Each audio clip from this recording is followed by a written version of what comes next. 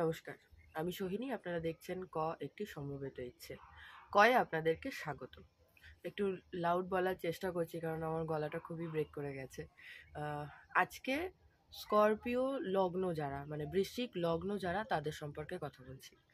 বৃশ্চিক লগ্নের ব্যাপারটায় এমন একটা জিনিস আমি লক্ষ্য করেছি বিভিন্ন ছক দেখে, যে এনারা যদি মানে গ্রহরত্ন ধারণ করা এনাদের পক্ষে খুব টাফ ব্যাপার। কারণ লগ্নে মানে মঙ্গল, এবং যেহেতু এটা ফার্স্ট হাউস, একদম মানে 8th হাউসেই তাদের লগ্ন, তাদের হেলথ ইস্যুস খুব বেশি আসে। একদম ছোট থেকে দেখা যায় এদের বিভিন্ন রকমের হেলথ ইস্যুস আসে। বেসিক্যালি মানে মেন্টাল যে ইয়েগুলো, যেমন ডিপ্রেশনে থাকা, সবসময় ল্যাক অফ স্লিপ, এদের খুব ঘুমের প্রবলেম হয়, সারা রাত জেগে থাকে। এবং যদি খুব নিউ বর্ন বেবিও হয়, তাদেরও মানে লাইফ রিস্ক নিয়ে এনারা জন্মান, এবং মানে নানান রকমের প্রবলেমের মধ্যে দিয়ে এনাদের লাইফ যায়।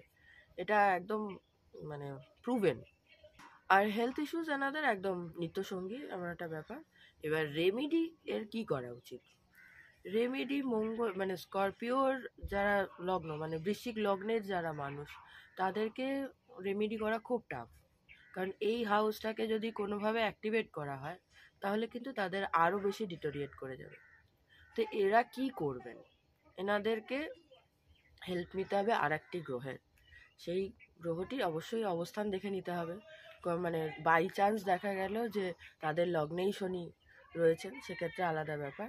কিন্তু ইন জেনারেলভাবে এনারা যদি নিজেদের স্যাটার্নকে অ্যাক্টিভেট করেন, সেটা আবার কোনোভাবে কোনো গ্রহরত্নের দ্বারা নয়, নিজেদের অ্যাক্টিভ নেচারের দ্বারা। এমনিতেই তারা খুব অ্যাক্টিভ হন, বিভিন্ন বিষয়ে তাদের মাথা খুব সুন্দরভাবে চলে।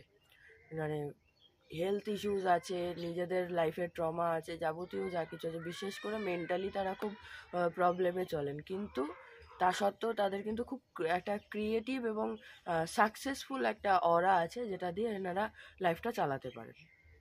এবার এর মধ্যে আর কি ইনক্লুড করলে যে জিনিসটা আরও এনহ্যান্স হবে, বা এনারা মেন্টালিও বেশ খানিকটা শান্তি পাবেন এবং লাইফটাকে খুব সুন্দরভাবে এগিয়ে নিয়ে যেতে পারবেন, সেটা হলো স্যাটার্নকে অ্যাক্টিভ করা। স্যাটার্নকে কিভাবে অ্যাক্টিভ করবে মানুষ? শনির কৃপা পেতে গেলে শনিকে মানে শুধুমাত্র গ্রহরত্ন ধারণ করলাম আর আমি এক্সপেক্ট করলাম যে শনি আমার অ্যাক্টিভেট হয়ে যাবে, এটা কিন্তু একেবারে নয়, কোনো গ্রহরত্নের ক্ষেত্রেই নয়।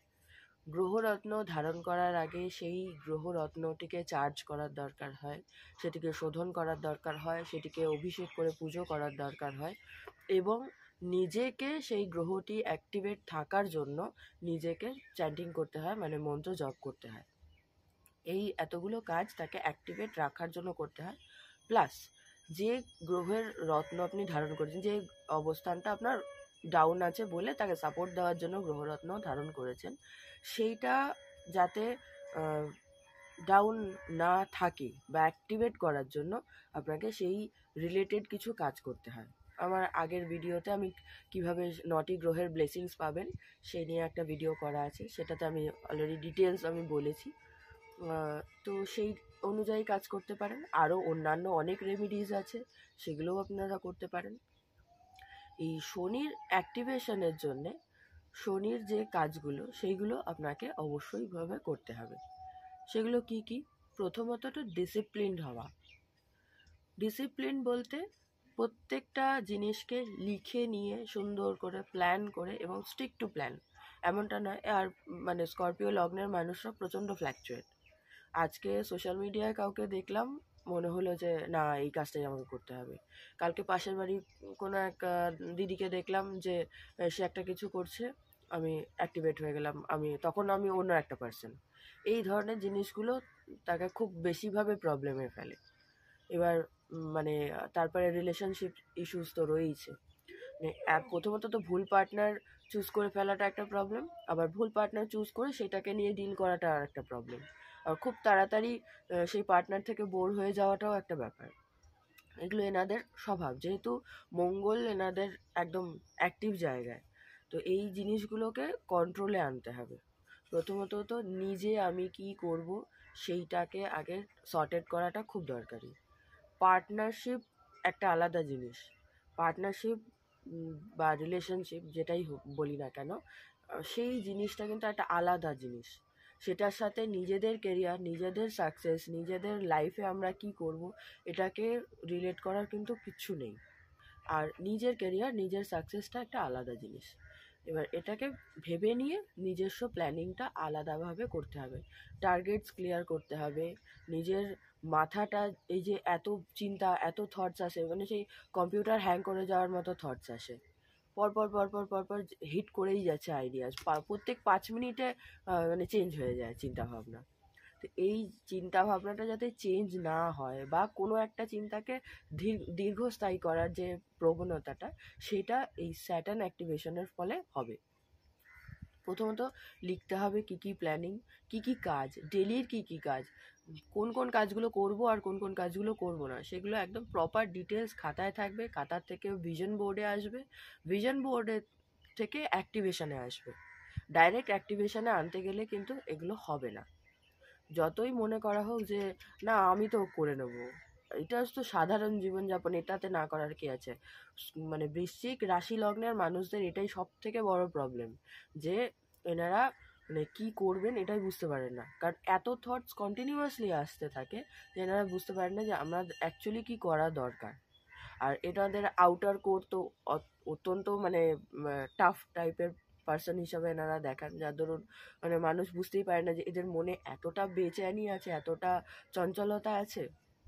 কিন্তু এনারা অ্যাকচুয়ালি ঠিকই করতে পারেন না যে কি করব। কিন্তু এবার সেটাকে ডিল করতে গিয়ে একটা আউটার লেয়ার এমন রাখেন যে মানুষ মনে করে না এরা তো একদম সর্টেড, এদের তো কোনো প্রবলেমই নেই। এই গেল প্ল্যানিংয়ের ব্যাপার। এবার অ্যাক্টিভেশনের ব্যাপার। এবার আসবো এক্সারসাইজ। এক্সারসাইজ যদিও মঙ্গলের ডিপার্টমেন্ট, কিন্তু এক্সারসাইজ স্যাটার্ন এখানে কোথায় অ্যাক্টিভেট হচ্ছে, যে ডেইলি এক্সারসাইজ করা, ডেইলি টাইম ওয়াইজ এক্সারসাইজ করা, যে আমি প্রত্যেক দিন দিনে 2বার 45 মিনিটস করে এক্সারসাইজ করব। এবার অনেকে বলবেন যে আমি তো সারাদিনে 10 মিনিটও টাইম পাই না, কিন্তু টাইম পাবেন যখনই আপনি এই অত্যন্ত চিন্তাভাবনার প্রসেসটা থেকে বেরিয়ে আসবেন, তখনই এই টাইমটা আপনি পেয়ে যাবেন। আর আর্লি মর্নিং যদি দিন শুরু করেন তাহলে দিন এমনি বেড়ে যাবে, এমনি রেস্টিংয়ের টাইম পাওয়া যাবে, ডে টাইমে রেস্ট করার একটা টাইম পাবেন। কারণ যেহেতু রাত্রেবেলা আপনারা ঘুমাতে পারেন না, এই ডে টাইমটাতে একটা নির্দিষ্ট সময় রাখতে হবে যখন ঘুমানো যায়। আমি কালকে একটা ছক দেখলাম, কার বেশ দিন 15 আগে একটা ছক দেখলাম, দুজনেরই স্করপিও লগ্ন। স্করপিও লগ্নের মানে এত গ্রহের অবস্থানগুলো সব সুন্দর, সব ভালো, কোনো মানে রেমেডি দেওয়ার প্রায় দরকারই নেই। কিন্তু তাদের এই যে মানে ওভার থিঙ্কিং নেচার আর স্যাটার্নকে অ্যাক্টিভেট না করা, সবাই মনে করে যে না আমার যেহেতু আমি মাঙ্গলিক, আমি মঙ্গলকে চার্জ করলেই আমি খুব স্ট্রং থেকে যাব। একদমই নয়। মঙ্গলও ডিসিপ্লিন পছন্দ করে, স্ট্র্যাটেজিক্যালি যেতে পছন্দ করে, স্যাটার্নও ডিসিপ্লিন পছন্দ করে, মাটি থেকে জুড়ে থাকা পছন্দ করে। অতএব এইগুলো ক্লিয়ার রেখে মাথায় যদি চলা যায়, তাহলে মাঙ্গলিক পার্সন যারা, তারা খুব সুন্দরভাবে এগিয়ে নিয়ে যেতে পারবে লাইফটা, এবং এদের প্রচণ্ডভাবে সাকসেসফুল হওয়ার সম্ভাবনা আছে এই বছর অন্তত পক্ষে। এই বছর যদি ঠিকভাবে প্ল্যান করে চলা যায়, খুব তাড়াতাড়ি সাকসেস দেখতেও পাওয়া যাবে, খুব তাড়াতাড়ি সাকসেস ফিলও করতে পারা যাবে। আর যারা এখনো পর্যন্ত ক্লুলেস, এই ভিডিওটা দেখার পর খুব সুন্দরভাবে নিজের প্ল্যানস কমপ্লিট করা, 5 ইয়ার্স গোলস কমপ্লিট করা, কি কি কাজ করব, যদি কেউ সোশ্যাল মিডিয়ায় কাজ করে তাহলে তার ভিশনস, যদি কেউ চাকরির পরীক্ষার জন্য ভাবে তার ভিশনস, যদিও মানে দেখতে মনে হয় যে এনারা একদম কমপ্লিট করে আছে, কিন্তু কমপ্লিট নেই। কমপ্লিটগুলোকে করতে হবে জিনিসগুলো, যেটা মানে তাদের কাজে মানে তাদের কি বলবো লাইফ যে চলছে সেইটার প্যাটার্ন দেখলে বোঝা যায় এনারা প্ল্যানটা করেননি।